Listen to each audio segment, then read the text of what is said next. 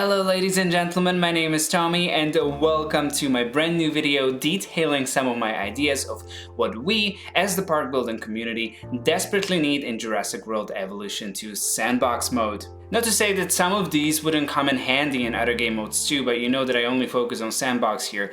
I haven't even finished the Biosyn campaign to this day. Oopsie.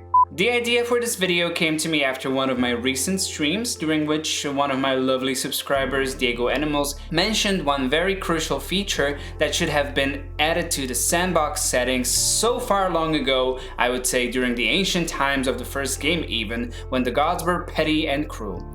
And I love the suggestion so much that it got me thinking, what would be some of other quality of life fixes that this game desperately needs? Could I maybe come up with 5 or 10 to make a video? To my surprise, it was easier than expected to come with 10, and later on I just very naturally came up with 5 more. What does that say about the room for improvement of this game?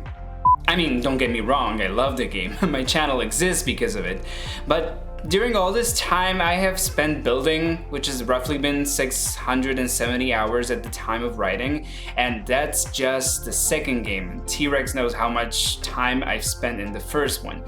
I have noticed a thing or two here and there that could be worked on in the future updates of the game, so please someone send this to the devs. Initially I was planning to release this earlier, but the recent update kept being late. And I didn't want to release this and then have some of the things that I mentioned implemented a week after that. Infinite Feeders, I am looking at you and I am so glad that we have you back. You have no idea how happy I am about this. Some of the things I'm going to talk about are very easy fixes, but some of them could require some major changes to the code, so I will rank these from less likely to implement all the way up to why the hell we don't have that yet. So without further ado, here are 15 Jurassic World Evolution 2 Sandbox fixes that we desperately need. Number 15, the copy button. I have this at number 15 because I feel that in order to implement this, a whole new mechanic would have to be introduced into the code. However, we have had new mechanics introduced during the course of the game, such as the summoning thing that I still haven't really mastered. It wouldn't have to work the same way as Prehistoric Kingdom and Planet Zoo do, with all the groups and convoluted clusters, but I would love to sometimes just mark a few decoration items, press copy, and then place them somewhere else to mirror a part of my square, for example. This would make it easier for us to put down decoration items in straight lines. As you all know, crooked things are a nightmare of mine in this game. If you don't know why crooked things scare me and are finding my channel for the first time, hello and welcome. Hope you like what you're seeing, and I hope that I will see you here next time as well for more building tips and tricks and part tutorials, build tutorials and part builds. Yeah. That's the right way of saying it. An alternative to the copy button would be my number 14. And that's a simple grid to place our items into that we could turn on and off as we please, so that we can get those planters in a straight line and not delete half of them in the process when they're a millimeter off. What? You don't do that? I could imagine this grid working in such a way that you would place 2 of the same decoration items some distance apart from each other, and then a grid would appear that would be based on that distance. Then you would have the option to follow that grid or disable it. Simple as that. Number 13. Up to 10x for all species. One thing that always bothers me is that I can't release multiple Spinosauruses at once, or Moses, or more Dreadnoughtus. Once you are used to releasing clutches of dinosaurs all at once, it truly is a bore to have to release certain species one by one. It was a genius move by Frontier to allow multiple hatchery exits for Evolution's follow-up, but they should have allowed it for all the species, at least in the Sandbox mode. The problem I see with this and why it is so low on my list is the size of certain of these animals. Yes, it would look weird for 10 Quetzalcoatlus to come out of that tiny aviary hatchery, but can we get at least 3 of them, for example? The second, and I would say a very crucial issue with this, is that it would require a whole new set of animations, which is not impossible but unlikely at this point in the game's life cycle. Number 12. 3x rotation for all decorations. We have this mechanic for the rocks, and why can we have it for decorations? I do get why we can't really get it for fountains, you know, like the water would spill. But why do the Malta walls have to be level? Or the biosyn decorations? It does not make any sense. I simply just hate it when I'm paving a road that has an incline and then I have half of my planters buried under the ground with the other half sticking out like a sore thumb. Alternative? Give us the option to stick the bottom of the planter or a decoration item to the ground, no matter the incline. That would be perfect. Number 11, a rock brush. No, I am not talking about the rock texture, but a brush that puts down rocks in clusters for you, tightly next to each other. We have that for vegetation, why not for the rocks? This addition would seriously save my sanity during many of my builds when I decided to do a rock wall instead of fences. Instead of placing the rocks one by one, you'd be able to just click and place multiple of them, then move the cursor and continue doing so. I'd imagine 5 levels of intensity that would reflect which rocks would appear when using the brush. Level of intensity 1, for example, would only give you the smallest rocks, while level 3 would provide rock variants 1, 2, 3, and level 5 would give you all 5 rocks in a particular category. Why is this genius invention of mine ranked so low? Again, sadly, I imagine there would have to be an entirely new mechanic put into place for this, but if there's one thing that seems too difficult to implement but should be implemented, this would be it. Somebody please tell Frontier. Number 10, all vegetation and textures option for all maps. With update 6, they said that we would have the option to use all the vegetation types in all the biomes. You can imagine my excitement upon hearing that, and then my utter disappointment immediately after when I found out from Jens on the Reddit forum that it sadly only applies to placeable trees. Why? Why is this so hard to implement? I would love to have a taiga-based enclosure inside of an aviary somewhere in a desert park. Why not? Giving us all the option for vegetation and textures for each map would mean that the devs would have to compartmentalize the vegetation window in the game. I guess that's why it's so hard to do. But they have done it once before with the decoration pieces, if you can remember, and I assume now, once again, that all the trees are about to become available on every map. What would be the problem to do it again? Or if you don't want to compartmentalize, just do what you have done with the rocks, just put them all next to each other, it's not that hard. Seriously, if there's a developer out there watching my video, please explain this to me. This is not meant in any sarcastic way, I really am curious why this is not possible.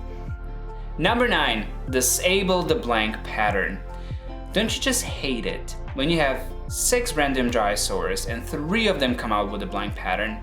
I would really appreciate an option in the hatchery to choose a random pattern but omit the blank one, or any particular one for that matter that you don't necessarily like. This go hand in hand with my wish number 8. We need the option to choose multiple skin variants at once. It happens to me quite a lot that I have 2 or 3 skin combinations that I really like, but then I have to choose them for the dinosaurs during multiple hatchery sessions. I would love to have the option to choose 2, 3, or even 4 skin and pattern combinations at once, which would be divided equally amongst the dinosaurs of that particular clutch. This would require some changes in the interface, I guess, but I doubt it's rocket science. Number 7, for the love of the Brachiosaurus, let us disable guest needs. Those nasty notifications about guests not being happy just bug you all the time, and then you get mad, and then you curse the guests, and then you just won't give them anything out of spite. Oh, is that just me again? Nevertheless, the sandbox should be our playground where we don't need to cater to anyone or anything but our creativity, our logic, and our rules. Who cares about the guests? The only problem I see with this would be the question of how we would rate the park then, but then again, do sandbox parks have to have a rating? Or can't it be just based on the dinosaurs? Here's a Dilophosaurus, Kenny, how about you focus on that rather than a gift shop? Number 6, where the duck is the undo button.